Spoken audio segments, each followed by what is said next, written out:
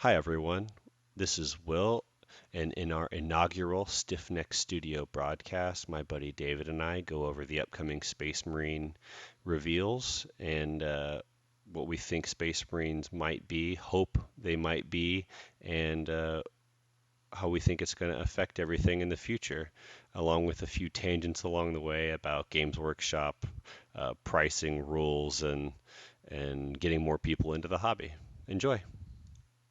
Was this last week they did like a crazy apocalypse mega battle, right? Yeah, At Warhammer World, and so they previewed, they primarisized Tigurius, the Chief Librarian Tigurius, which is here. Ooh. So that's the model that's coming out for Tigurius as a Primaris. It's it's okay. I mean, it kind of it looks like him, just, I guess bigger. What is that? I thought I was making Skype bigger, but really I was just taking a stupid picture. Oh. And then so I think it looks cool. It's whatever. But then and then they also did Corsara Khan, which is cool. So White Scars, Primaris. Uh, like he's holding a fucking head. And the I don't get okay. So I was looking at this is one thing. Look, he's got purity seals on the inside of his cloak like a weirdo. He's just trying to hide that he's a good guy. Like who? Like, why would you do that? It doesn't make any sense. Yeah, I The mean horse pommel's cool. he's a Chaos Space Marine basically, and he's trying to hide that he's a good guy. Yeah. I mean, yeah, I mean he's got the banner thing on his back with the skulls. Like Yeah. there's a lot about him. I do like that the bird has an artificial enhanced eye. Why the fuck does he need a giant bird? Like, what use is that in a battlefield in the year 40,000 where you have all sorts of crazy technology? I mean, the bird would instantly die. It's just fucking stupid. It's, I mean, yeah, I'm with you on that one. Right. And so that tells you, I can see, maybe some Blood Angels, or Space Wolf characters getting the Primaris treatment, Oh, no the doubt. Archangel ones, yeah, It's soon. obvious at this point that every single character that already exists, and maybe some that don't, are going to be turned into Primaris Marines because what everyone was saying 2 years ago was 100% going to be the case that all your small Marines are going to be invalidated pretty soon. Yeah, What's that? You know? What was that? Yeah. Dummies. Nice. Good thing you asked that. I'm on webcam. Okay. He's recording this. This is like he wants to do like a podcast. yeah, this is version 0. This is gonna be working version. But anyway, uh, check Yeah, it what's out. this thing? This thing looks retarded. It's like it doesn't make any sense with the fluff. So dreadnoughts, which is what that looks like, are supposed to be like the dead remnants or the nearly dead remnants of a space marine, but this is like some stupid thing that you see in like Titanfall or Total Recall where you've got a normal space marine inside a big suit. Like, why not just put everybody in these big suits? Yeah, so here's the deal on this. So this is like the Vanguard Dreadnought. It looks like it's got 4 heavy stubbers, and then it's got a pistol heavy bolter. Like Yeah, why the hell does he have a handheld gun? It's a fucking giant machine. uh, I've been wanting to make a meme where it's the perfection meme where it's you know give me an exosuit, and it's got like the aliens one. No, it needs to have I mean an exosuit with guns, and then it's got the one from Matrix. Matrix. Yeah, the Yeah. Matrix, and then it's like and then it's got or give me one with more guns, and then it's got this one as the last one is perfection. But yeah, I mean, it's like they said, no, I need something with the manual dexterity to shoot a hair point trigger for no real reason. It's an incredibly stupid design and engineering decision, and it Yeah. just looks dumb on the model. But it's supposed to be that they're quiet and that I think they can infiltrate, uh, I feel like deploy. that thing is super loud. I mean, look at the size of it. And when it starts shooting off any of its guns, infiltration's over. It doesn't like if you want something quiet, it needs to look like the Tau stealth suit.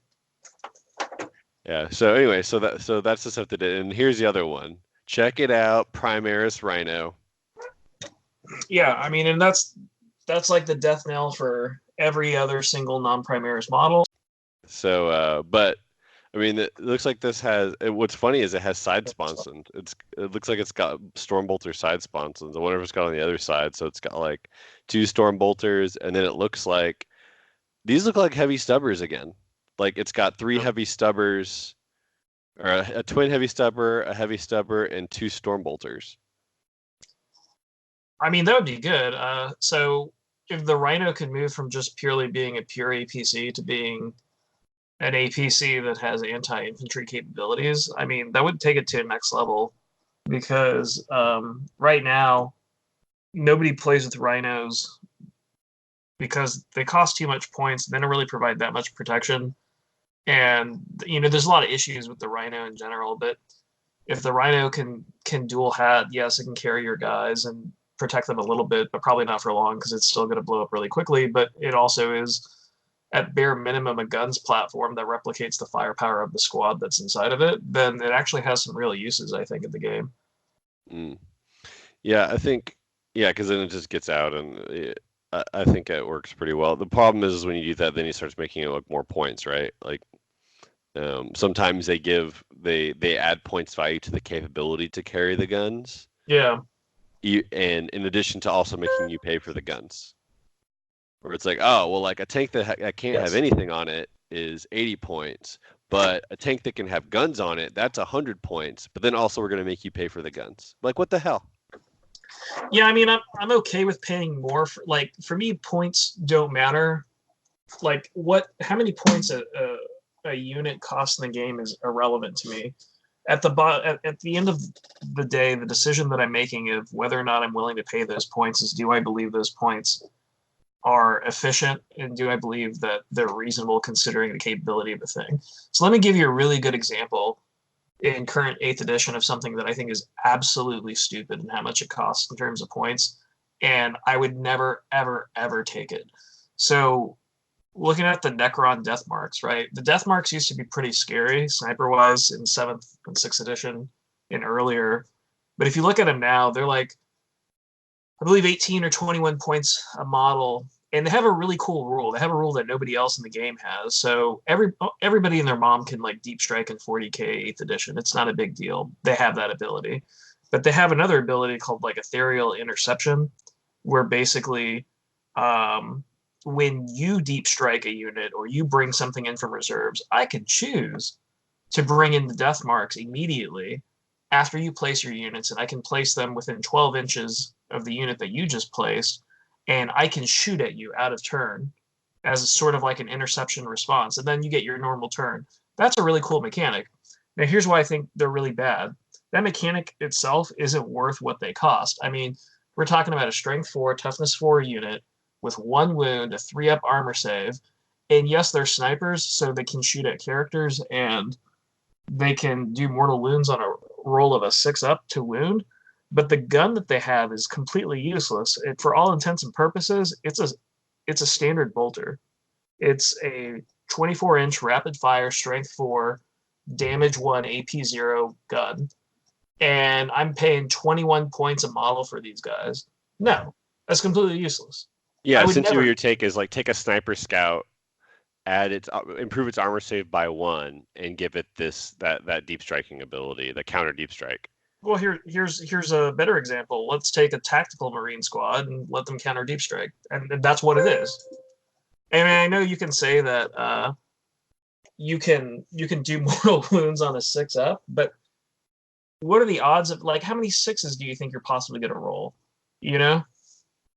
Yeah, what's the max squad size? Because it changes, right? Like if you can make it a big unit and you can be like, hey, I can guarantee killing a small character that like Gene Stealer Cult really needs, even if I'm overpaying, But if you can only ever take 5 of them, like, that's not good.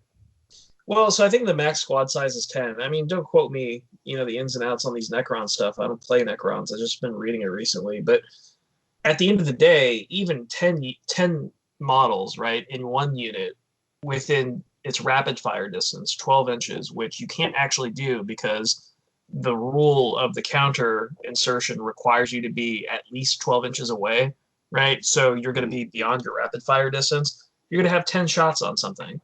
How many Yeah, sixes to wound are you going to roll on 10 shots? Statistically, zero, because you're only going to roll, you're probably only going to roll about 7 hits just straight up. It's just a bad unit and they cost way too many points. And so going back to the point that I was making earlier, right? I don't care how many points a unit costs. I care if the points that the unit costs are valuable to what it actually brings to the table. yeah. I mean, I get that. And that was to my thought on is if you charge for the ability to take guns and then charge for the guns, you'll probably there's a good chance where you're overcosting the unit and how much you pay is not worth what you're getting. Right. Um, and they're also going to come out with the kits for the infiltrators and the eliminators, and then this like I think this is like a custom like is like a Phobos Sergeant, like a limited edition one that has like this really cool smoke launcher thing. Whatever. Yeah. It's just another thing that's hard to paint. So what they did hint at, it wasn't in this one, I think, maybe it was in this one, hint that um the the first Primaris, the first Phobos armor guys, the troop choice, the older ones that are in the Codex. What are they called? The Reavers. That Uh-huh. the Reavers blades are getting better, so they might become a little bit more combat oriented. I think we you and I speculated on that before of like just change if you just change the profile, like they'll be really good. So from day one, I've always said the Reavers are probably, without even the points reductions, they're probably the most immediately playable Primaris Marines that came out from the first release. But the problem is GW was like, hey, let's make a close combat sort of unit and not give them any real close combat weapons. So if they either improve the blades to being like power swords or something like that, or they finally, for God's sakes, allow Primaris Marines to start taking dedicated close combat weapons like Thunderhammers and Lightning Claws and Power Swords and all that stuff, right? Then you got something because those units are really good. Like I personally really like their Assault 2 bolters with, or no, they're Assault 4, aren't they? Oh, I don't remember on those. I haven't looked at them in so long. I mean, I like the infiltrators are like to me now they're immediately good, right? Like the Yeah. infiltrators are just good because they're a better counter to Gene Stealer Cult than most armies can do No, because of these the arrays they have. every single one of the Primaris models from the second round of Primaris releases that we saw with Shadowsphere, I think they're Yeah. all good. The problem is, okay, are Space Marines now playing like that, and these are wholesale replacements for the line, or are we going to see Primaris replacements of our traditional Space Marine units like we see with the Intercessors, right? Mhm. And they're coming, but they're not here yet. If Yeah. that's the big question, and if the answer to that question is no, then I become really intrigued of what you're going to do with like Space Wolves or Blood Angels, the more close combat oriented armies. Even what are they called? The Black Templars, because none of these new Primaris models are necessarily good at close combat. They're they're really enticing, especially from a shooting perspective, but they're not good in assault. And if those armies are oriented strictly around assault, they're automatically inferior armies. Yeah, and here's the thing too. So, I may have told you before that the in Apocalypse, when the Apocalypse rules came out, the data sheet for the Eliminators has two weapons on it. It has their sniper gun rifles, right? But it also has las fusils that had a profile like they're good at hurting armor. And so they did say like, yep, las fusils are going to be a gun that they're going to get in their full kit, which sort of validates my decision on like I'm not going to buy the Shadow Spear boxes because I think these units are going to get other guns, right? Like Right. that are going to be more useful. And so, And I agree um, 100% with you. You should never buy. You should never like the way that GW's been doing the releases, and they've showed us since the beginning of Eighth Edition. Is you should never buy the runs when they first come out because even look at the intercessors, right? Those boxes from the box set, they didn't come with their power fists. They didn't come with the different kinds of bolt rifles that they have, which they got access to in a little bit, and that's super annoying. yeah, I mean, like I ended up so the Power Fist, it's still not in there. When I bought the box, like it doesn't Yeah. come with the Power Fist. I had to use a regular Space Marine one, which isn't a big deal. Their arms are the same size, and Right. and the hands are the same size. It's just that their legs are longer and their torso's longer. But but yeah, the 10-man box comes with the other guns and all the other little bits and stuff you can put on to make them look more detailed, whereas the box set one does not. I mean, it just comes with the one rifle, right? So if you wanted to change it, you wouldn't be able to do it. So that's on this part, right? Like that's cool, right? And they said like, hey, Codex Space Marines, right? And you're gonna get a total of 6 books, right? So we get Ultramarines. They have on this one retracted. I guess they didn't decide until late they were going to do White Scars with it. So Right. it's Ultramarines and White Scars, and then 4 more supplements, How right? uh how amazing would it be if the Ultramarine supplement is Gilliman no longer gives the rerolls to all wounds too? I mean that would be a weird one, right? Because like how like it's a weird thing to put him apart because then it's he is you're paying for his extra individual model stuff compared to the chapter master character, right? Because compared to Calgar, because Calgar has reroll all hits, right? Sure. Um, I mean, it would be interesting if it's literally it's not reroll all wounds if he's literally the combination of a chapter master and a lieutenant, where Oh it's yeah. reroll all hits and reroll all wound rolls of one. I mean, I Uh, would I would love if there was one character that was reroll hits of one and wounds of one. I mean, I get that we want to differentiate lieutenants and captains from each other, but I that's what think Captain General Trajan does for me for the Custodes. Is like he's reroll hit rolls of one, reroll wound right. rolls of one, and it's annoying. It's failed ones, I not. just I just think it would be better from a design standpoint to have one character that's sort of like the force enabler and one character that's the champion. This is my beat stick, this is the guy that he doesn't facilitate people being good. He goes out there and he wins stuff. And from a doctrinal standpoint, uh in historical militaries and even in a lot of like fantasy and science fiction worlds, right? Your captain wouldn't be that guy. Your captain would be the force enabler that you keep behind, and your champion at arms would be somebody that's more expendable, like your lieutenant.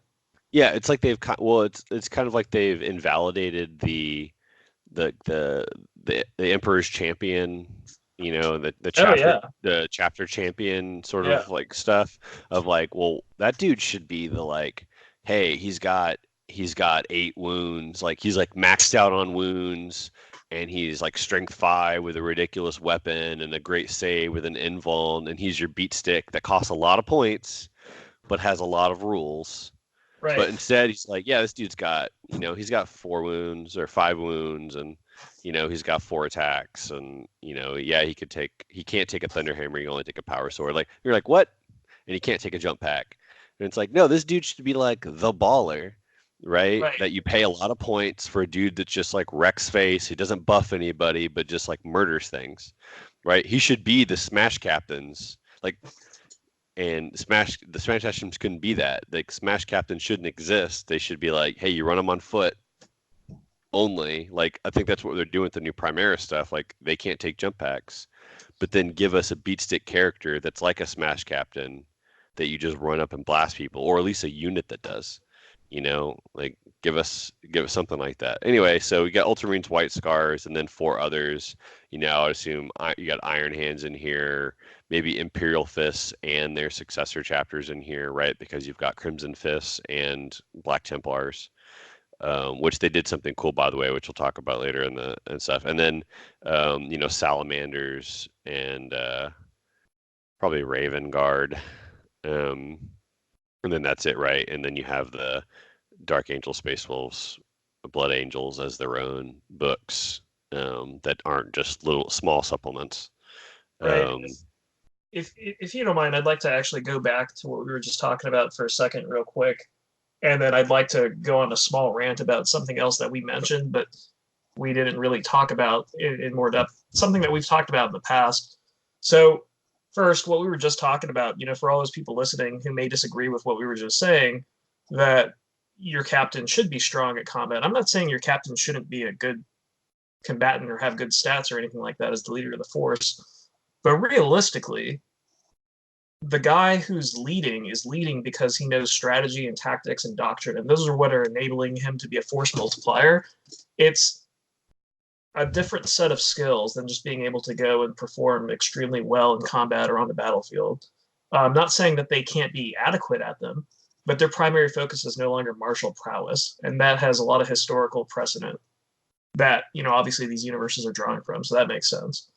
Um, on another note, when we were talking about how annoying it is that GW makes these kits with some of the weapon options that are needed and not all of them, and then they release later kits with the other options, I think this is a really good opportunity for GW to maybe get some people back in the fold in terms of really appreciating what they do with the kits.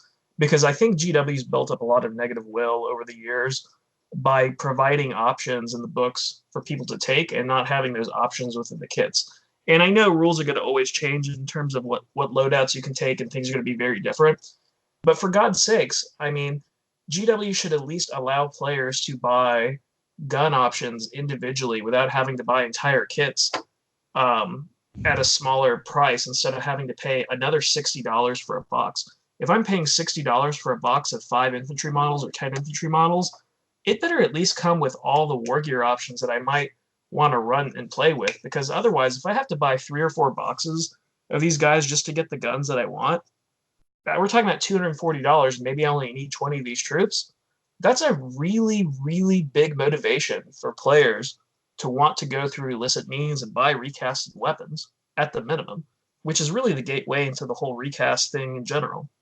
that's something that's happening. It happened with the kits coming out now for Chaos, right? Like they don't have all the guns, Yeah, including the one that most people like the most right now. yeah, So the it bolt doesn't gun. happen. Yeah, no, for the well, so there's that, yeah, the Chaos Space Marine, the chain gun isn't in it. There's only Yeah, one of the chain gun. yeah, There's two everything else, and I think one of the chain gun. I think their thing was right, like it's like fitting it on the sprue, right? Like I get it. At least they had one. It's annoying that they didn't put two on there of the newest gun. Like obviously people are going to want to build that, but um, the Chaos Knights don't they only have a small number of the options. You can't make one of the options at all. It just the weapon's not in the kit. So that's kind of annoying. You know, it still makes sense if like, hey, most people are going to magnetize it. They give you limited options, and then they sell the kit separate. At least for the knights, they've been selling the kit separate as here's the rest of the stuff, and you don't have to buy like a second night or a different night, like with the whole body just to get the other things. Like selling the other extra weapon options, that especially universal ones, would be fine. And I see that as a way to reduce the like free up space on the sprues, right. right? Stop putting like the bolters, like the bolt pistols in every sprue. Some people don't even want to put them on because they want to paint them. Sell like bolt pistols and maybe basic bolt rifles, and sell a lot of that stuff maybe separate as its own thing, and for the specialized stuff, just sell the main kit. You know, I think maybe they were relying on people like, oh, go to Forge World and buy the Forge World ones. Like, bro, I don't want to spend Forge World prices on a freaking power sword. You know, I don't want to have to buy 5 power swords or the power weapon set for I don't know what it is. I think it's like $20. I can't remember. The $20 something for the power weapon set. It's nuts. Um, so just to get, one power weapon, one power fist for Space Marine or whatever, um, as a new person, as an old person, it's like fine. Like I've got a bits thing over here that's huge, but it's hard for a new person to get in, and especially people now, a lot of people are getting in and wanting to be, competitive, and like they want to win, and they're annoyed that they can't get the options they want, and like having to buy a whole bunch of stuff is unfortunate. But I I won't mean, spend it's too not. much time on that anyway. Yeah, I mean, but it's not just annoying. It's expensive, and when you and I switched over to 40K, right, coming from fantasy, the the question of weapon options and equipment options in general is always the gateway drug to, well, how can I get these cheaper? You know, and that's why the recast community is taking such a big portion of their profits. They provide those weapon options cheap and separately. Yeah, It's and that that's simple. and it's a gateway, and then you do it once, and then it's easy to do it again with more and more, and then you're buying models, and then you're buying maybe a whole army of plastic sisters because people couldn't get a hold of the metal sisters Right? easily. For the times they were out of stock, and they want to play them, and they don't feel like carrying 50 pounds of metal, and they're like, I already ordered weapons from these people, and so like I can totally see that as a way that you just like get on the train of buying recast stuff, and it's really unfortunate. I mean, it's a similar problem that other brands have. Like talk to Gucci about people making knockoffs of their stuff. Like it's a constant battle whenever you have a high margin product, high margin luxury good. You're going to have knockoffs, and it's going to be a constant battle to try to combat that. And one thing is availability, right? Like don't be out of stock.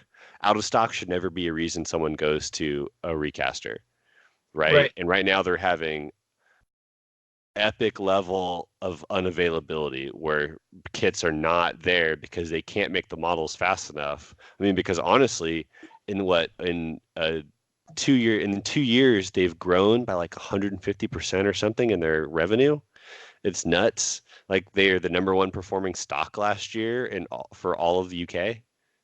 They're one of the number one performing stocks in the stock market, period. I mean, in 2015, when we were talking about GW getting ready to go out of business when they were dissolving fantasy, uh, their share price was around 497 pounds a share, and it's increased to about 4,300 pounds per share as of yesterday. I was looking at it, and this is a dividend paying stock. I mean, it's honestly becoming one of my greatest investment regrets not taking some side money and buying GW stock. I mean, that's how well it's been doing. But their success is come, in my opinion, with the change in leadership at the top, with catering more to the actual players and the lore and all the stuff that makes the universes cool. But that will only sustain itself as long as people perceive them to be a customer friendly company. And they still have a ways to go to really build that reputation. And I think if GW is really gonna use somebody as a model to emulate, you got to look at Wizards of the Coast and what they've been doing with Magic the Gathering. I mean, I think there's no argument there. Yeah, it's correct. Like the Wizards has blown it like with Magic the Gathering and Dungeons and Dragons, like those two franchises for them are enormous. I mean, Magic's the bigger one, and it's selling like crazy. Yeah, Magic has always been Wizards of the Coast's bell cow. I mean, for a while it was Pokemon, when that was hot, but very quickly because of cultural shifts and the way people are perceiving the coolness of D&D. D&D is starting to become that real big bell cow for Wizards of the Coast, which is really unusual considering that it costs next to nothing to play D&D. It's almost a virtually free game. Yeah, I mean, I think what they've done is they've made it. They have a lot of licensed products. Like you can buy, Dungeons and Dragons licensed miniatures that are pre-painted that you can use in campaign. Like I was in um, that Dragon's Lair Austin yesterday at the tournament, and since I wasn't playing in the tournament, I was just helping with TOing a 28-man RTT, which is nuts. It was all we needed was to have two more rounds and go into a second day by a few minutes, and we would have qualified as an ITC GT. But I was looking at the D&D miniatures. I was looking at the Reaper stuff, and they have like a whole Dungeon of the Mad Mage set that's pre-painted. That's got like the construct laying on a table and just has all this stuff specific to Dungeon of the Mad Mage. And it was like $50 for like 20 miniatures that are pre-painted. And it's just licensed, and it's like that stuff's cheap to make, and so they've expanded into that as like the other stuff you want to buy with, in addition to making really good modules. Like they're turning out the like supplemental modules pretty quickly, with all these like the shorter campaigns that are, they're only meant to take you 5 levels, or they do the 1 to 5 intro that ties into the bigger one. I mean, the Horde of the Dragon Queen like full campaign thing, I think it goes into 3 because it's 3 different campaigns or something like that. And I mean, the the Ravenloft one is 2 separate because there's a 1 to 5 campaign like set for that, and then you start at level 5. Dungeon of the Mad Mage has Dragon Heist, and then it goes into Dungeon of the Mad Mage. So they're doing great from that standpoint of making all the other stuff and focusing on the publishing and all the peripherals. And like honestly, like what Games Workshop seems to be doing the same. I mean, they're coming out with a 40K, or they're in works for a 40K TV show about Yep. Eisenhorn, Yep. which is gonna be nuts. Like I think that'd be pretty cool. Like that's a great thing to choose as like a TV series.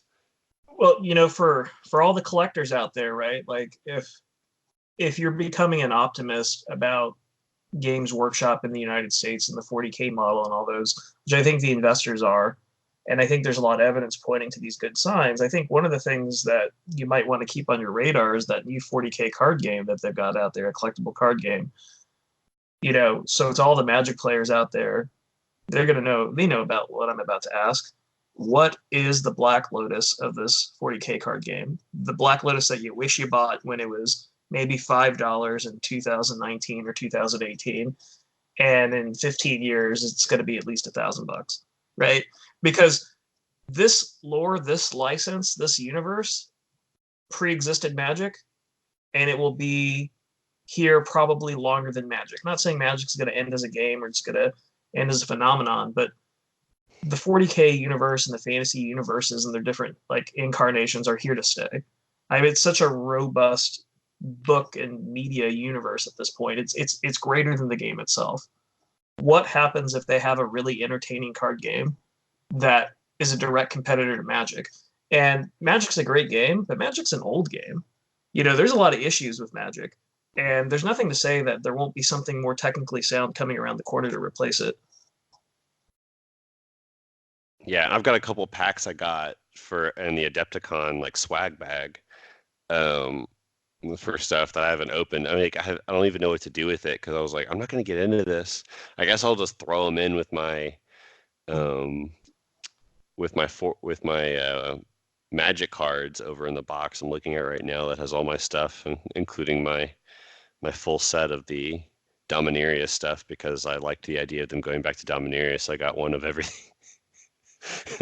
But Yeah, anyway, yeah. Well, we're way on a tangent right now from what we were talking about, but this Warhammer card game to most of the Warhammer players out there probably sounds dumb and not anything that they're interested in, but it's actually really important to you as a Warhammer 40K player, a Sigmar player, or a Kill Team player, or so on and so forth. And you're probably wondering why. And the answer why is popularization of the universe and access to the universe. Will just talked about how he plays or can play 40K in local access in his community, readily available, and it's easy, and there's a big community. But 40K has a big problem that the Wizards of the Coast universes don't, and it's access. So when I lived in the DC area, it's a large area, has 3 GW stores. There still wasn't that robust of a 40K or fantasy community. I, for one, have never seen Age of Sigmar played anywhere where I've ever lived, ever. And I've lived in some big markets. I'm talking about in Denver, in Pittsburgh, in the DC area. Where I live now in central Pennsylvania, just 2 hours north, there's nowhere where I can play or no one I can play with 40K or fantasy or any of those other properties. And that's a big issue for GW in the long run. They need to find some way to either insert themselves into all these markets, kind of like Friday Night Magic has done for Wizards, or the Arena D&D campaign things. And I think the card game might be the easy, low entry option to doing that, because once they get people interested in the universe, they will start branching out into these other things. But GW needs to be able to break itself into all these other markets and not just be what it largely is in the United States. It's still a boutique niche game. Yeah, and I think their attempt at it to lower barrier of entry for the miniatures part has been Kill Team and the fantasy one. I have Nine Hot stuck in my head. Warhammer Underworlds, and Was it then Shadowspire maybe? Or no? yeah, well, it's Warhammer Underworlds is like the main one, and they had Silver Tower? Shadespire, and Shadespire, yeah. they had Shadespire. Shadespire was like season 1, and then Night Vault is season 2, but it's Mm-hmm. called Warhammer Underworlds Shadespire, Warhammer Underworlds Night Vault, and then you have Kill Team, and then the expansions for Kill Team, which what I've heard from people, I haven't played the expansions. The one that lets you take elite units, the one that lets you have a commander like a hero, are both good. And you can, and even playing with all those options is good. And those have been really popular. I know a lot of people are been going to the cons, going to Adepticon, and they're like, I'm going to play it in a Kill Team event because they're fast. You can play it in the evening like you could with Magic. Where like, oh, I did the tournament during the day. This tournament starts at 8 and it's over, at 1 a.m. like a Magic tournament would be, and like that's it. Like it's 8 p.m. to 1 a.m. and I Right. play the full tournament, and like I played a full 40K tournament in the day, and then I played Kill Team at night, which is nuts. But in the end, you still need the players, and it doesn't require painting, but to get the full experience, it requires painting and stuff too. And the card game is a lot easier to access, and more importantly, the card game can be put in a virtual form, which, to your point, is anyone on the globe right now can play Magic the Gathering any time of the day they want to, even if they like can't leave their home.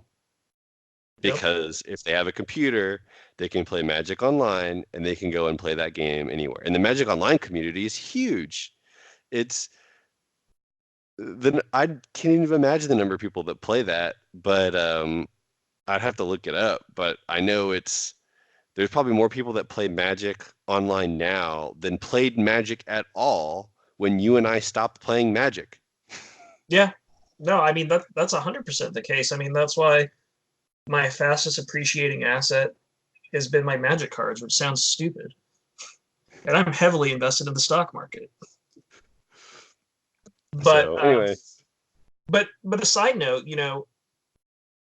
I would love to play Saturday Night Kill Team. Like, why does Games Workshop not do what Wizards of the Coast does and rolls out tournament support for local game stores to start doing Kill Team tournaments, maybe Saturday night, so they don't even have to compete with the Magic markets that these stores often hold up themselves as a profit source. I mean, they could be done just as long time as a Magic tournament, and on top of that, the barrier to entry to Kill Team is like nothing. It's maybe $100 at the most, which is cheaper than any tournament caliber Type 2 deck for Magic, anyways. I think the starter set's $80 or under $80. Right, and It's and nuts. And it comes with terrain yeah, and Gene Stealer Cult and Primaris Marines. right, and I wouldn't limit myself to a Kill Team army that's just from the armies from traditional 40K that I play. I would play any and all armies that strike my fancy from month to month because it's like 8 models. Like who cares? Yeah. And and so I actually like that. I mean, they can do tokens as price support. I mean, like the traditional like Wizards thing is like Cards. they do a single Friday Night Magic only card that's got the F&M um, embossed onto it in gold, right? Yeah. And then but then also prize support that's a limited amount, right? At one point it was a pretty significant amount of prize support. I think that's waned a little bit where the prize support incentive they have a pretty complex process now, from what I get from my buddy Dustin. But it's I think it's a good model to emulate, even if you're only doing it at the Warhammer stores, right? Hmm. Like the Warhammer or GW stores, depending on the branding because they've rebranded it. But the even if you're only doing those, like I mean, I get it. You have to have the people there. The store's gonna be open later, and the staffing is limited. But I mean, it's worth it to like maybe be open for fewer hours on like Monday through Wednesday if you can have that, the manager stay late on Saturday night and run these kill team events like that don't take up a lot of space because you can run two of them on one 6x4 table. So if you've got two tables in there, I mean, you right now have an 8-person event, which is fine. Yeah, and what would the prizes be from the money that you pay? More Warhammer models, which is going to just drive you to playing more and get more players to play more, and it's going to get newer players into the hobby quicker because maybe you're a 14-year-old kid that doesn't have a lot of money, but even as a 14-year-old kid, I had a 2,000 point high elf army in 6th edition, and that definitely cost way more than a kill team army would. And I'm a pretty good savvy player when it comes to games in general, and I guarantee you, after a while, I'd probably leverage my kill team army into a 2,000 point army of 40K pretty easily just through prize support. Yeah, I mean, because eventually you're just going to run out of options and you're going to be like, I literally have all the options duplicated for all the possibilities of the limited kill team assortment. And then now all the elites, and then now all the commanders. So it's like, well, I guess I'm expanding Ultramarines to the other stuff too. right? Yeah, I see it as a no lose model for GW, and I really hope that they start doing something like this. I mean, I would get a kick out of it. I would start playing kill team tomorrow. Yeah. I mean, you actually have people that over there. I guarantee there's people on over there by posts that play. So um, There's not. how is that possible? It does not make sense. Anyway, There's not. but so anyway, so we go Space to the Marine. books. Now let's go back to Space Marines. Okay, so we got Shock Assault, which is getting added to, and they shall know no fear and bolt through discipline, right? So this is go for everybody, and this is the talk. All this yesterday, I think everyone was talking about this at the tournament. Um, it came out. This update came out on I think Saturday or Friday, and then yesterday, this is all anyone could talk about was the +1 attack. When you charge, our charge, or do a heroic intervention, which is so good. Um, and the possibilities of this are, when I think about it, I think about like, oh shit, Vigilus veteran intercessors. Like when you do a Dominus Crusaders and then make a 10-man veteran intercessor squad, it's like, holy shit, these just have 4 attacks on the charge for the normal Codex stuff. And I know that Blood Angels right now, they don't have access to the Vigilus detachments, but maybe that'll change. But there's a lot to like about this. On that note, since you say Blood Angels, I see Shock Assault and I say, oh my god, I can take Terminators now with 2 lightning claws and have 4 attacks, re-rolling wounds with the +1 to wound from the Blood Angel chapter tactics.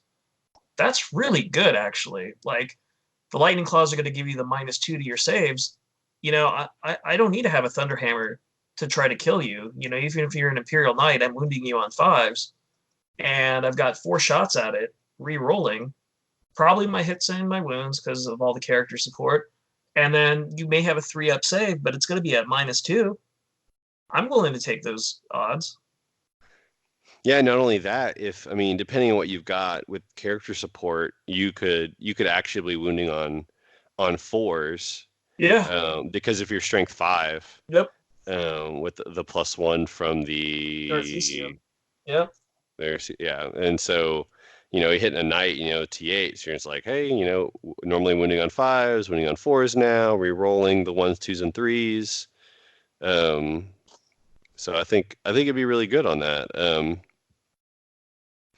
And it makes a lot of stuff. I mean, people were talking yesterday about like, Sanguinary Guard now. Sanguinary Guard with 3 attacks, like makes you feel a lot better about them. Um, it's just across the board, like the assault army part. I mean, Ultramarines are not getting a huge buff from this because the army build has been more towards shooting. I disagree Um, with you. I think this is a massive buff for Ultramarines. And the reason why is it's already not a very useful tactic to charge them because they're going to disengage and shoot you anyway with that penalty. But now, even when I try to do that a little bit, it's going to cost me more. I know like they're not a melee oriented army, but the fact that they can now hit me back a little bit more just for it to be ineffective, it really, really like makes me not want to charge your units at all unless I'm absolutely sure I take them out. I mean, I guess the annoying thing too is it means that Gilliman has one more attack. Yeah, yeah. I mean, and there's no reason why the Ultramarines can't be good at assault. I mean, you can have Gilliman surrounded by a bunch of assault centurions. Oh my god, like that's just ridiculous. With his bodyguards too, tanking wounds for him that are Yeah, also good in combat, who get right, extra attack because they have power swords and freaking storm shields, and I think 3 attacks each normally, so it'd be 4 attacks with those power swords, you right. know, and And the I the, know, the ability to tank Gilliman's wound, like it does open a lot of opportunities where people, maybe people can play it where it's you have that move up and then you bring like the shooting element and they're just hanging back. right. That are those new tanks, that are just, hey, I'm shooting the big gun, I'm getting Gilliman's rerolls. Gilliman, the other guys are about to charge after we shoot you one last time. Right. Yeah, and I know what we're saying doesn't really sound all that competitive for the competitive community out there, but the thing is, once this changes and hits the meta, we have to reassess every single Space Marine unit in every faction against the points that they're doing because I don't think the points values are going to change in these books. I mean, I could be wrong. Maybe they go up a little bit here and there. If anything, I think they're going to go down in some places, but who knows what's going to become really efficient. One thing that I haven't seen for a while that used to really dominate the tournament scene was the Thunderwolf Cav and the Wolfen from the Space Wolves, and they're not going to be sad about gaining another attack. That's going to make them even more of a compelling choice in competitive meta. But the things that I think already win more here, and we've talked about this on the phone before, is your regular old intercessor. I mean, the intercessor with the point drops is actually really good. And now you start giving the intercessors a third attack. I Yeah. mean, they start becoming deadly, especially in some of the melee oriented armies. I mean, we've made the list with the Blood Angels. You could take 60 intercessors layered with all the different command benefits, and those things are absolutely terrifying. And that's Yeah, without where an it's attack. intercessors that are getting +1 attack, +1 strength. +1 wound. Yeah, and they get +1. Yeah, and they get the +1 to wound inherently, and then you're putting power fists on the sergeants, and it's like, oh, this sergeant, like with this now, it's like, oh, the sergeant has 5 attacks at strength 10 with +1 to wound. And it's like, Yeah, ooh, that might do some serious damage to people. And oh yeah, and the unit has a 5-up feel no pain. You're investing a lot of in characters, and you're really relying on troops buffed by characters to do the work. I mean, the characters can also block, jump out and blow you up, but you know, it's hard to chew through all those bodies It's that very hard. I mean, if they touch you, you die. yeah, I mean, you might scoff at what we're saying in your head, but actually sit down and think about the math for it because you run Corbulo around all six of these units, and now that they'd be having three attacks, probably four if they get access to the Vigilist attachments, and you want to make some veteran intercessor squads.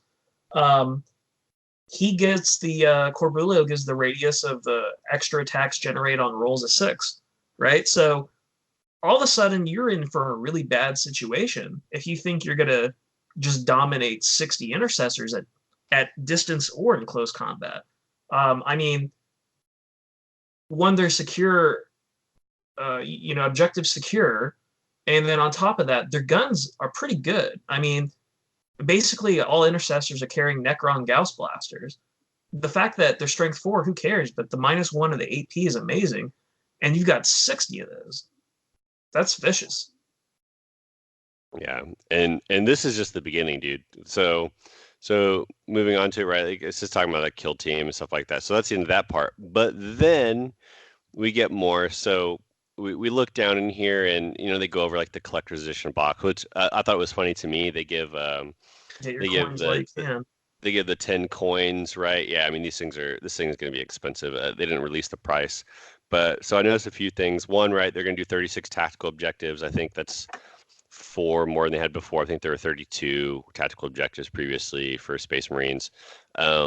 So this is just the base book. There's 13 psychic powers, right? So that's the Librarius discipline plus the Phobos discipline plus Smite, right? But here's the interesting part, right? 38 stratagems, right? So the base Space Marine book has 26. So you're talking about here's more, an extra 12 stratagems for Space Marines. So they're going up a significant amount. Three combat doctrines, which I can't remember what the other thing for the combat doctrine. I don't really understand what that one is going to be. That should be interesting. And then, huh? So the thing that I think, and I'm reading the tea leaves here and jumping ahead a little bit, that the combat doctrines is they have like one or two throwaway sentences in the book about how you will be able to design your own chapter. So what I'm thinking is the combat doctrines will be ways for you to build your own Space Marine chapter from the ground up. Yeah, so let me build on that. So and then seven litanies of battle. Litanies of battle reminds me of in the new Chaos Space Yep, Marine supplement. So this is for absolutely. chaplains. And they talk about it later. It's for chaplains get powers now, like their own thing that you roll, and you get the powers that chaplains can grant Yep. benefits. So Sorry, that's Chaos, you cool, had something cool and unique, and now we take it. right? And so here's the other thing, right? So 27 chapter tactics, right? You have the eight main ones, and then 19 successor tactics. And later in this, it tells you. So for successors, essentially, a lot of these chapter tactics have two benefits. If you've noticed, on a lot of them.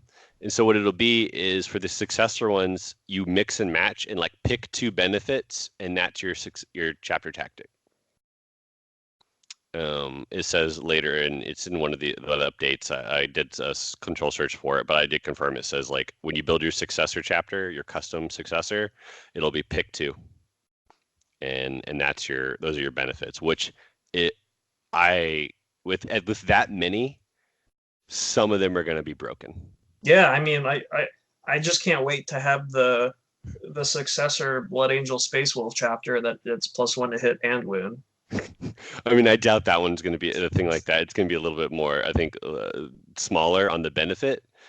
Probably one of them is going to be like +1 leadership, right? Something like that. But I mean, that's like the Ultramarine one is +1 leadership, and they can fall back and shoot at -1, right? Yeah, Uh, right. So that's theirs. So currently, so that's double benefit, right? It's building on those kind of stuff. So I think it's going to be something like that.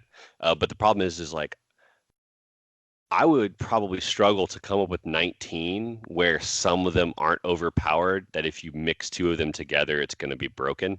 So that's something to watch for of like, yeah, the main chapters may be cool and all, but they're set.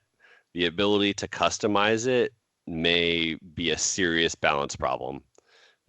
It's 100% going to be. I mean, you see the train coming a million miles away, and you said it right.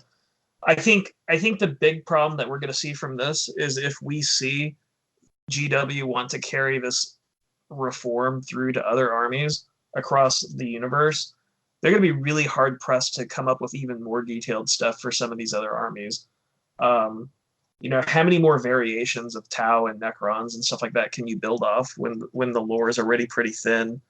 You can see that they were already challenged in doing factional abilities for some of these, because they all seem pretty generic and they repeat.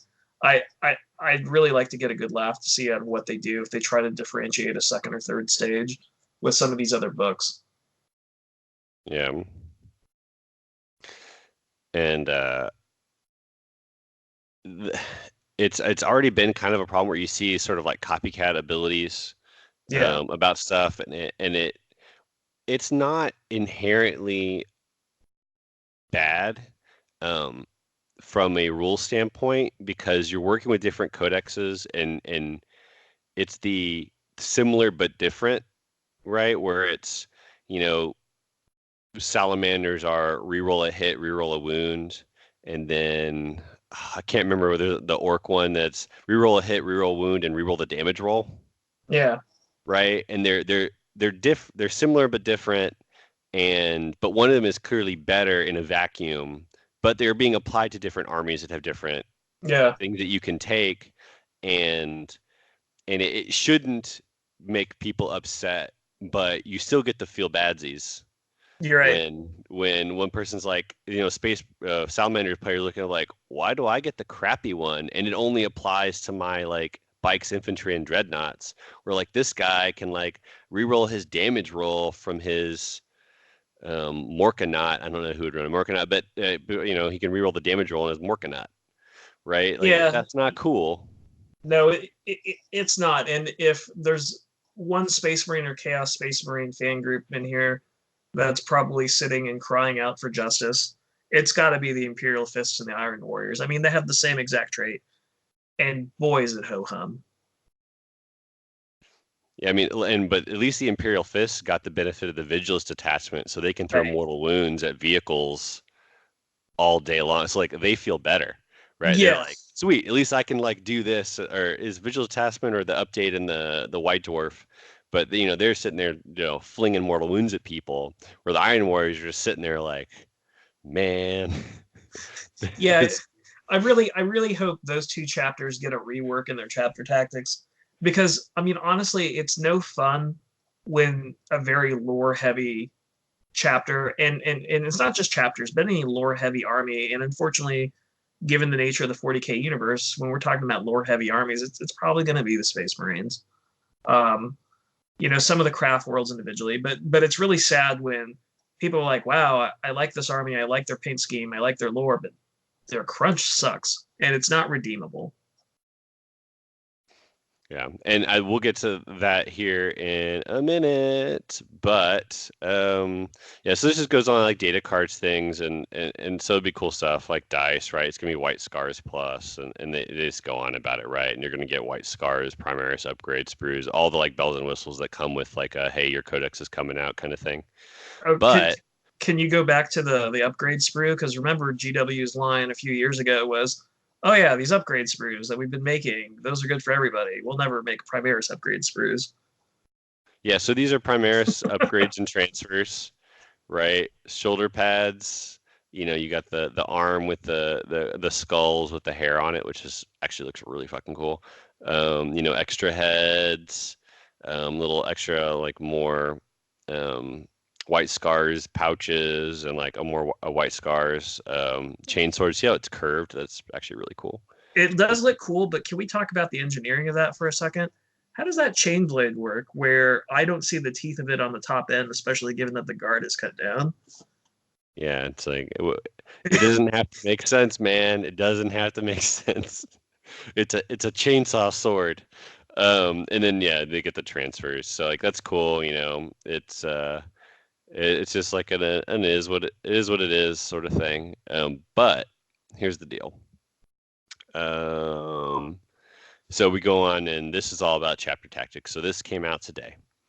Um, and first thing they go off was Crimson Fists. Well, let's skip ahead on a thing because I think this is a more important part to talk about, and that is chapter tactics will apply to everything in the army. Oh So yeah. they're fixing that, and they said they're going to update it for everybody. So, you know, look forward to your ball predator, getting +1 to wound the turn it charges. I am ready for my Storm Raven gunships to have +1 to wound in their kamikaze runs. Right. So we've got that. But what helps is like specifically it's Ultramarines are the ones that get really good, and like Iron Fists or I mean Hands. Iron Hands. Iron Hands get better, right? Because now their tanks are getting the feel no pain. Ultramarines, Ultramarine Predator can now fall back and shoot is what it's going to be. So that's a big change, right, for them. Like Ultramarines, I think get a lot better with from that specific change. Um, anyway, so Crimson Fist, right, when resolving an attack made by a model with this tactic against a unit that contains at least 5 more models than that model's unit, add 1 to the hit roll. For the purposes of this tactic, a vehicle model with this tactic counts as 5 models. In addition, when resolving an attack made with a bolt weapon by a model with this tactic, an unmodified 6 scores an additional hit. Honestly, the second part is probably the better one. The first part's really conditional. They're good at killing hordes. Like, they're going to get +1 to hit against hordes. And I mean, they're good at getting hordes in general. Like, their bolter weapons, get an extra hit on 6s. So, like, Crimson Fist kill orcs and Gene Stealer cult.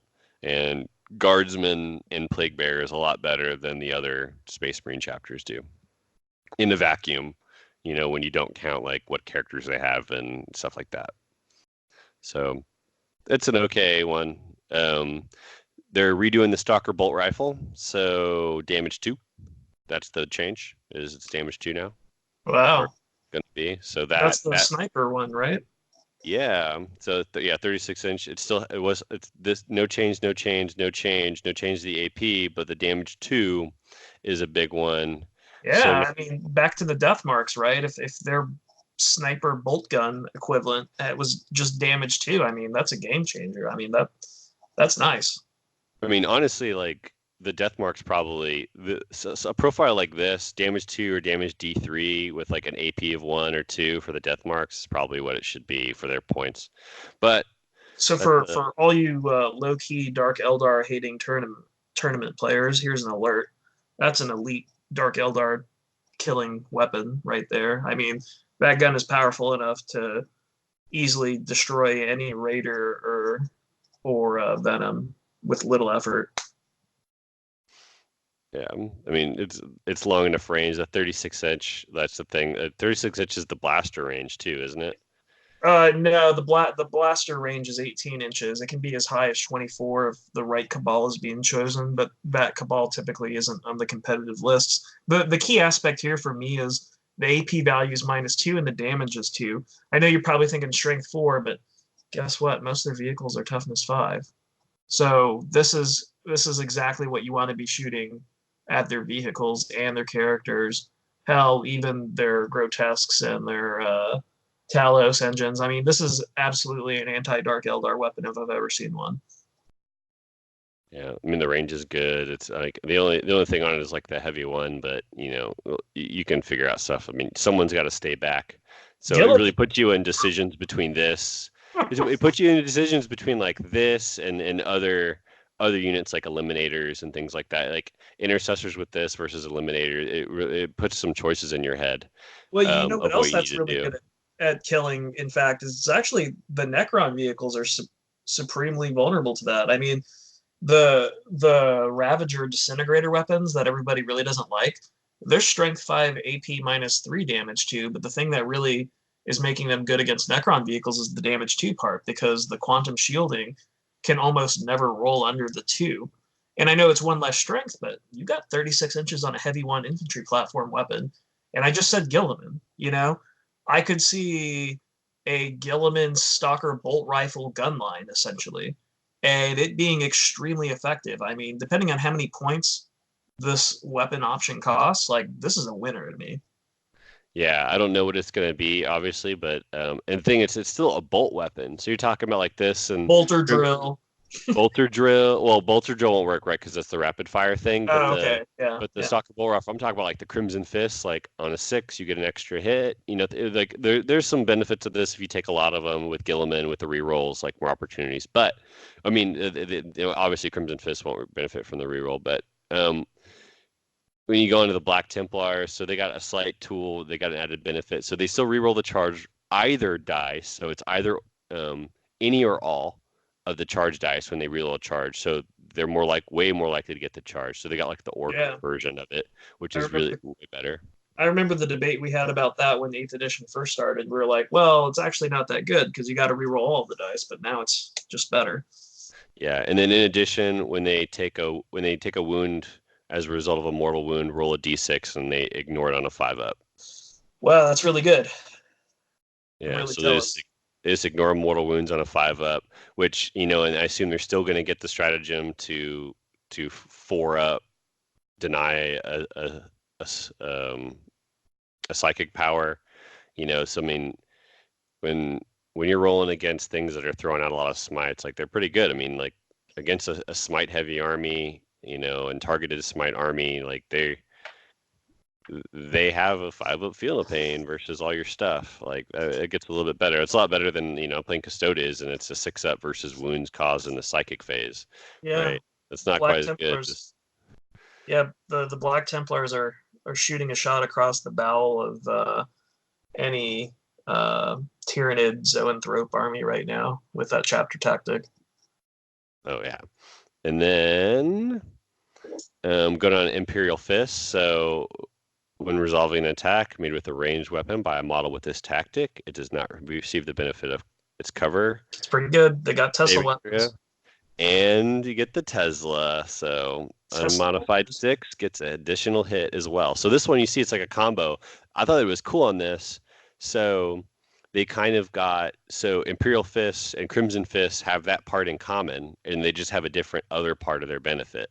Yep. Right. So it's cool, right? And it totally makes sense with them that they still fight in sort of a similar way with being good at the bolters, but then they just get different. One's more, worried about siege and cover. So Um, what do you think about the Stalker bolt rifle? You think that would work with an additional hit on that since it's a bolt weapon? Yeah, it's a bolt weapon. Because later I remember the thing it's in the FAQs, anything that has the word bolt Yeah. in it is a bolt weapon. There you go, So guys. Make your Imperial Fist Stalker bolt rifle gun lines. I mean, that's an yeah, amazing gun. That's a good chapter tactic to combo with it. yeah, I think now it's more valid to take like the full battalion and like you do the stalker bolt rifles and you do the Centurion Devastators with the Hurricane bolters and the heavy bolters with the extra, throwing mortal wounds down from the detachment. And then you're sitting there of like you're plopping down mortal wounds on vehicles, and you're getting extra hits, in addition. So you're getting extra hits on this, and then getting mortal wounds on the wound roll, and I think it's going to make that even stronger than it already is. People are already playing it and doing well with it, so I think Imperial Fists will be improving compared to the field. Yeah, I'm excited about that. I mean, Will's gonna laugh at me, but I always really like the aesthetic of the Imperial Fists, and I often think about making them my new Space Marine chapter. It's a big debate I have internally, and one of the things that was really holding me back in Eighth Edition is their chapter tactic had been just really bad. That's that's doable. I could do things with that. I mean, you see it here.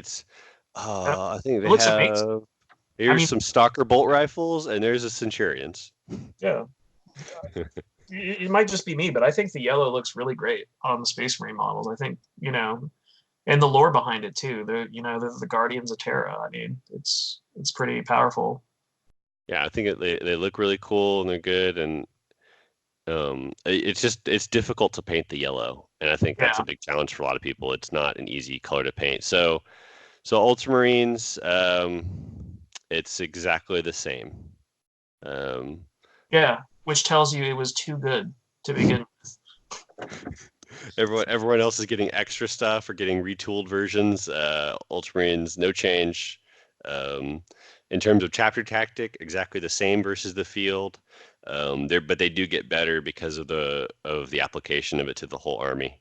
This is just the second where it applies to all units, so it's like, yeah, it's going to be good. So they essentially called out what I called out, is that like a frickin' land raider, or more importantly for them right now, a predator with like all the last cannons on it can fall back and blow stuff up. So Yeah, yeah. Or a demolisher cannon from a Vindicator. man, I haven't seen a Vindicator on the Yeah. table in a very long time. And the Vindicator is by far the coolest looking tank in the 40k universe, and that thing is a piece of shit on the table. Yeah, it's like you got to bring three of them. Like, man, I hope they fix that one. I mean, that one's based on stratagem, right? Like, Yeah, it's you the can't have stratagems that make it good or bad. I mean, you that in the can't have range, a right? unit. Like a 24 range is Yeah, not good. you can't have a unit that is serviceable only through the success of a stratagem. That's just not good. Because the gun's just not long enough range. Anyway, let's move along because we got a lot of these to go. So uh, Back in the saddle. yeah, so they can advance or fall back in charge, and bikers don't suffer for moving and firing heavy weapons or advancing and firing assault weapons. So like you've got your attack bikes, can move, advance, shoot their heavy weapons and assault people, um, which is And don't cool. and don't forget, our Primaris bikers are coming. Yeah, that's gonna be so good. Yeah, I mean, this is a really great chapter tactic. I mean, shockingly, bikes have not been dominant at all in 8th edition, and once those new Primaris bikes come out, and with the changes to the Space Marine armies, that's going to end. It's going to be a dominant meta strategy competitively. It's always been competitively throughout 40k, and it's a shocker that it hasn't been yet in 8th edition. Yeah, I mean, I saw someone play a bunch of the Chaos Bikers you were talking about, and do really well, with the just like just bolter it up and then add Yeah, some. I think he added some Slanesh. Melta in there. Yeah, just doing Uh, things with Slanesh bikers. Yeah, it's actually pretty effective. yeah, and then and we go Raven Guard. So Raven Guard got retooled. Yeah, Is or because going to get retooled. So when resolving an attack made with a ranged weapon against a unit with this tactic by a model that is more than 12 inches away, treated as being in cover. So that's everything. get, And get if it's ready, not a Alex. vehicle and is entirely on or within a terrain feature, then give it the -1 to hit. Yep, get ready to get nerfed, Ally Talk, and all you other factions out there that have the neg one. And you know what this really means? Yes, that GW is listening to us and reining in the rules. But for all you Dark Eldar haters out there, they just got a little bit better because none of the Dark Eldar factions have access to this broken rule, anyways. Yeah. So essentially, all this really is like, hey, they're in cover, um, and then they're always in cover if you're outside of 12. And then if they would get cover anyway, and you're not a vehicle, then you get -1 to hit, right? So Yeah, it's you have to stack it up. Well, like, oh, if I would get the first part anyway, then I'll give you another dip benefit, yeah, right? So if you're talking about like, eliminator Raven Guard eliminators that were in cover anyway, shooting through the walls, no change. But if you're talking about, I don't know, a a relic contemptor dreadnought with two twin las cannons and a missile rack on top, shooting across the table, like that one up armor save on that bad boy is looking real good yeah, because they are in cover. yeah, yeah. It's good. I mean, it's not as good as the universal -1 to hit. I mean, because of all the nonsense that accompanies that on the opposite end of the table as well. But Raven Guard aren't bad. They're still good now with this. And, I don't know what the stratagems are going to end up looking like. But when 8th edition was first launching and I saw some of the stratagems, I thought Raven Guard was going to be the army to play. And then they quickly nerfed their hide in the shadows stratagem. But I think that's still a really powerful stratagem. And it makes this army very, very deadly, potentially, depending on the builds. All they're really missing is a Primarch, honestly. And I think any Space Marine army and any faction can say, all we're missing is a Primarch, aka all we're missing is a guy that lets us universally reroll everything.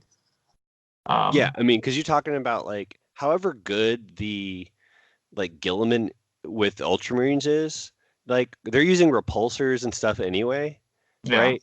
If that can already fall back and shoot. yeah, So you're talking about you come out and you get, a Raven Guard. If Raven Guard get Primarch, oh yeah, you run it exactly the same, except, and it's exactly the same in every way, except they have a 2-up armor, yep, and as opposed to a 3-up armor, but yep, still get all the rerolls. And so maybe they don't have as many CP because like Gilman gets CP, and like yep, it's going to be different. Like the Primex are always going to have, like, the other fluff is probably going to be different. I would see that they get the reroll everything for all of them, and then some don't do CP. They get some other benefit. Like Gilliman's is CP and Return from the Dead, and that is his thing. But in addition to his weapon loadout, but you know, I would say Raven Guard would be, if with these chapter tactics, if they have their Primarch, they're better with the current army that yeah, Ultramarines are winning with. right. And look at what we're really talking about here with the Raven Guard. This is basically pseudo Custodes in terms of durability. Yeah, with some of the stuff, like especially on, like, it's the vehicles as the thing. When you're talking about, Yeah, like, when you're talking about a 1-up armor save vehicle right. that is that has a 5-up invuln, Yep. or like the Dorado dreads. Like I don't know if they have a 2-up or a 3-up armor, but whatever it You is, get like two up improving with their that. armor, Yeah. yeah, improving it above with their invuln. A Leviathan with a 1-up armor. Jeez. Yeah, that'd be vicious. I mean, The saving even grace on that is that the range of their weapons is 18, so like you can get within the 12 relatively quickly if they can shoot you. But yeah, but that's where your standard dreadnought carrying two las cannons or las cannon and a missile launcher is actually pretty good in a Raven Guard army, and not something that you're going to get to easily. yeah, I mean, a Venerable Dread is a 2-up armor, right? So Yeah, I mean, this Raven Guard tactic is not as good as it was, but in a lot of ways, it's still extremely good. I think it's good. I think it's It good when you realize that you can put it's the vehicle is gaining the right, benefits of cover. exactly. That's what I'm trying to say. It's the fact that we can layer this ability now to vehicles makes this just completely nuts. And the fact that I can still gain my old benefits as an infantry, win and cover, it's really nice. I mean, I would love to have 1+ Terminators with a -1 to hit me in cover because I'm far away. I mean, that would be great. Yeah. And that's the interesting thing too on this is that um I guess infantry. I don't think there are any terrain features that if an infantry is entirely on or within, they don't get the benefit of cover. There's a few, But yeah, but this one just it does say that they just get the cover and right? then they get the -1. So even like they'll always get the benefit of the cover if they're outside 12, even if they're on a train piece, it's not. And all they have to be is on or within. It doesn't say that if they benefit from cover, otherwise they get the -1. They just have Right, to be on or within a terrain feature. So right. even if they retool terrain or do something like that, where some grant cover and some don't, like they're going to get that. So that's just a minor concern, right? And then you get down to salamanders. So this is the one that's near and dear to me. When a unit with this tactic fires Overwatch or is chosen to shoot or fight with, you can reroll a single hit roll, and you can reroll a single wound roll when resolving an attack made with a weapon that has an armor penetration characteristic of -1. That weapon is treated as having a armor penetration of 0. So ignore armor penetration of -1. So like that's it's they reworded the beginning. I think I don't know if it's going to get rid of when you shoot extra times with the ancient, like when people die, because I think it's still being chosen to shoot as a separate instance. So when a guy dies and gets to shoot from death, I would um, agree I with th- you. I I think he think still you're, gets to shoot, yeah, but I think it is a little bit more clear. And it does include Overwatch, which is something before. Like it's a little bit more specific. Before it was whenever it shoots or fights. Now it's whenever it's chosen to when it fires Overwatch or it's chosen to shoot or fight. Like it's a little bit more specific, so I like it. And it clarifies it. But in the second part, I mean, it's only an added benefit. There's a lot of -1 weapons out there. Keeping your 3-up armor is big. It's Yeah, not going to help against, like the Eldar weapons and Dark Eldar weapons and a lot of the things like that are their higher AP. but it's going to Um, help you in the mirror match, right? And yeah, if Marines across the board get stronger, oh, I'm glad you have all these fancy intercessor guns. They do nothing to me. Oh, and let's not forget to mention the fact that the first part of their chapter tactics was arguably on its own one of the better chapter tactics available to Space Marines in general. yeah. And I mean, now we apply it to it's the vehicles reason too. why I want to run, the contemptors and contemptors with C beams. Like, Yeah, I mean, the fact that this now applies to vehicles too is it could be a game changer. It really could. It just depends how the vehicles change in terms of their points and what new things get added between now and the end of this rule set being valid. yeah, because I mean, you're talking about some of the bigger tanks, like the like things with like Sakarans and other laser sword stuff, things that have big guns. Mm-hmm. You're talking about like the new repulsor, right? That has a big main gun on it, and that one can reroll now. Like it becomes a lot more interesting, especially because that one has a min damage of 3, so you're kind of protected on the damage part. So all you have Yeah. to do is make sure you wound. Well, and the other thing is going back to the vehicle side of the story for the salamanders, right? One of the easiest way to nickel and dime vehicles is with AP -1. It's cheap, it's fairly plentiful, and moving from a 3 to a 4 up save is a fairly big difference, but you negate that too. It's just that's just really good. Yeah, because the 3 to a 4 up, you're getting a 50% increase in the number of wounds that you're doing to that, And, and and you're also taking that telling away. you're also telling basically the entire Necron army to go to hell too. I mean, that's another added benefit of this. That's funny. And so I think this is the last. Man, I haven't been counting. So here we got Iron Hands, right? They still get the 6-up feel no pain. And then they get essentially they Overwatch on 5s and 6s, and um, they still Uh, their vehicles double the wounds for damage table. so let's break down what's happening here. Iron Hand says we're going to keep our chapter tactics. We're going to steal one of the Tau chapter tactics. Oh, and by the way, we're going to take Ienden Craft World ability too. We're going to take all 3 of those. Yep, yeah. So it's 6-up feel no pain, and then their Tau step chapter tactic, and and uh and and their vehicles can go. So I mean, like the on this one, I mean, you're talking about vehicles, like big vehicles are really good with this. You know what's terrifying? Mm, A vehicle with as many hurricane bolters as you can put on it. yeah, I wouldn't want to like friggin' the Charge Overwatch on that? that one. No, I mean it's all about weight of dice now. I mean, an Iron Hands land speeder might be a truly terrifying sight with the right armament. I mean, honestly, what I think is that the regular it's Oh, kind of annoying to me. It's like the repulsor or the repulsor executioner. The problem is like the damn thing costs like almost as much as a yeah. knight.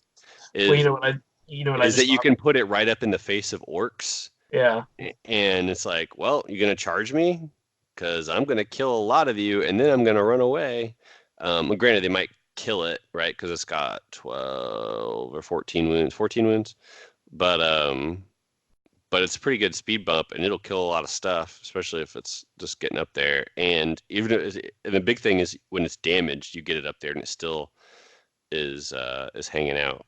So same situation that you just described, but instead of a repulsor, a Leviathan Siege Dreadnought with the guns that shoot a lot. I mean, that would just absolutely wreck an orc player's day. Oh, the storm cannon array. Yeah, The two of them. I'm gonna shoot you like 20 times in Overwatch, and I'm gonna get probably 4 kills at least.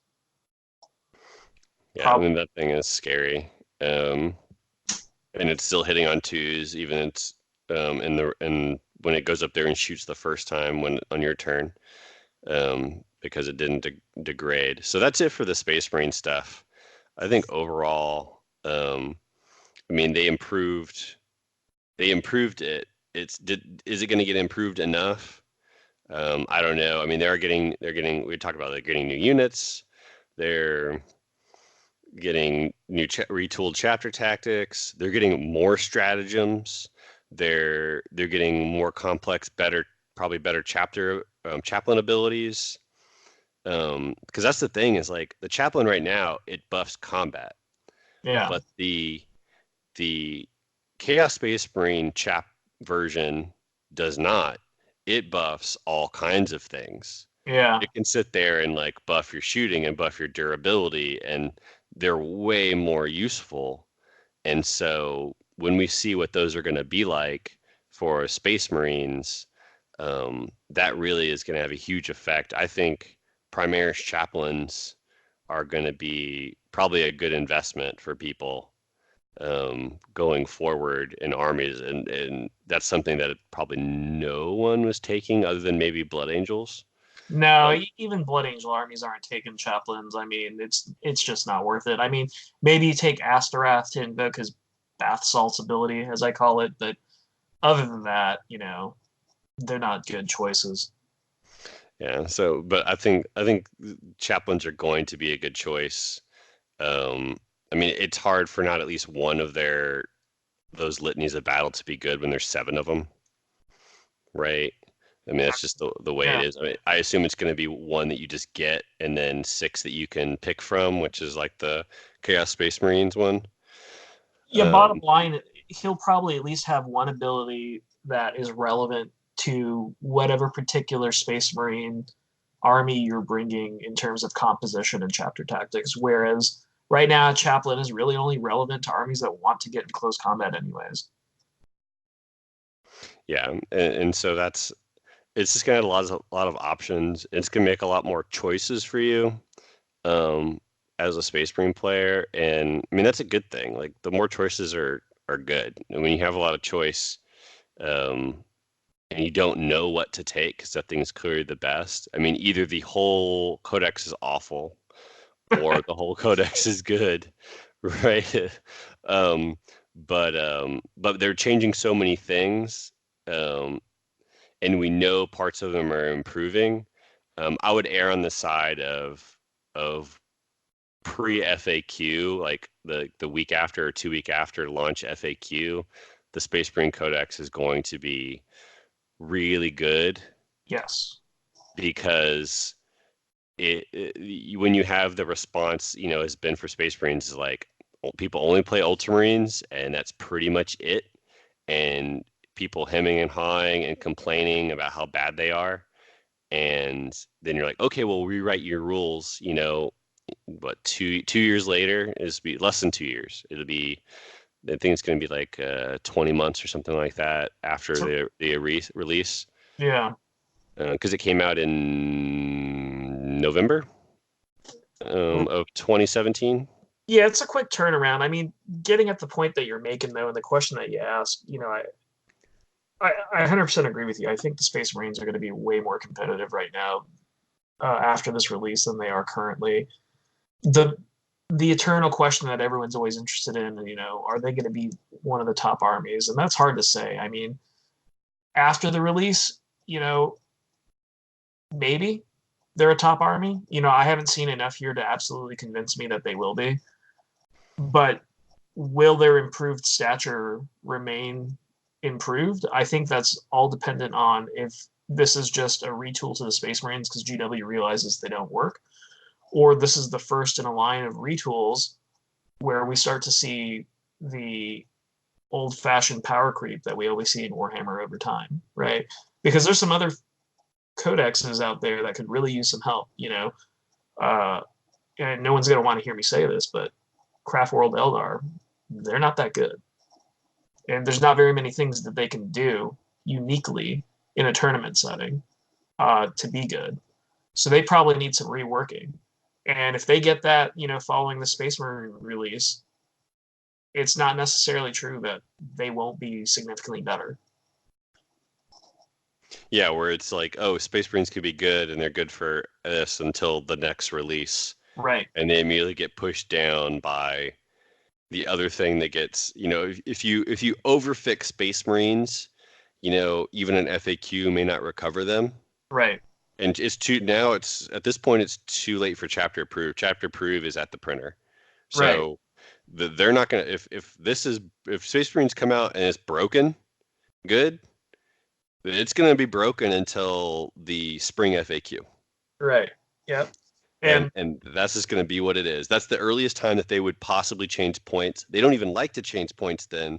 They only did it for the knights because people screamed about it because they didn't adjust the points in chapter approved because it was too late. So yeah, and the Knights, everybody saw that coming a million miles away. They were just too damn good for their cost. I mean, come on. Come on.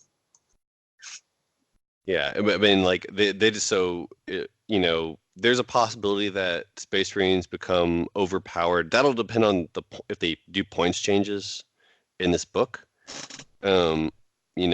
They didn't really do many points changes I don't think, or any points changes in the Chaos Space Marine book. All the stuff was the same as it was in chapter approved.